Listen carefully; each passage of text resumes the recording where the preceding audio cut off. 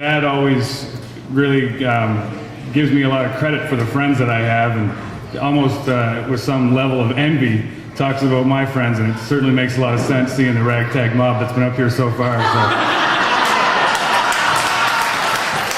He does laugh at his own jokes the hardest, but that's a defense mechanism because the inevitable rebuttal is killed by the laughter that ensues of his remarks. So I guess the thing that I can talk about that no one else could talk about is growing up with Peter Pacey, and it was certainly an experience. And but I did actually have an opportunity to play with Dad. We traveled to the World Cup in 1991, and there is indeed a position called outside Pacey. But I play the hybrid position that's the worst of the worst, which is the outside MTP, which is outside Scott McAfee, Matt Thorpe, and Peter Pacey. It was exponential at that point. I played in the wing, I played 3 games, and I actually didn't touch the ball. So, we're only 16, for God's sake. No, it was a good thing. It was a good thing. I was just happy to be there. I went to a strip bar. It was fun. Sorry, Mom. Dad told me a story a few years ago about his father, my grandfather, who I never really got to meet and spend much time with. I think there is one picture in existence of the two of us.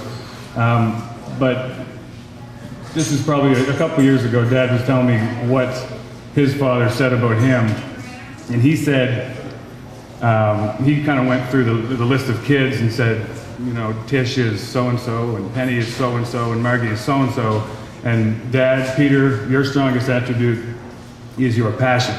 And there's no question about that. I tend to disagree. I'm 30 years old. I lived with him for a long time, and his strongest attribute is his odor. I was thinking about a story I should tell about being a child with my sister in a department store. He was passionate about customer service. And we were in the shoe department, and we could not get anybody to give us a hand.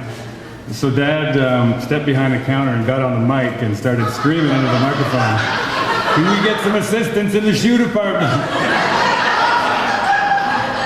And sure enough, we got some assistance in the shoe department. If you've ever been at a rugby game in the past 10 years, you'll know that it's vocalized. And I remember actually the first time I went to watch a Stew game when Dad was coaching, they were playing against UNB, and I wasn't sure if the game was going to be at Buchanan or if it was going to be at College Field. And walking up St. John Street, or sorry, Church Street, I could hear Dad's voice, and even then I wasn't sure if he was coming from Buchanan. So I was thinking that it's almost unfair for me to be up here because I can just make fun of myself, and it's making fun of him by association or by default.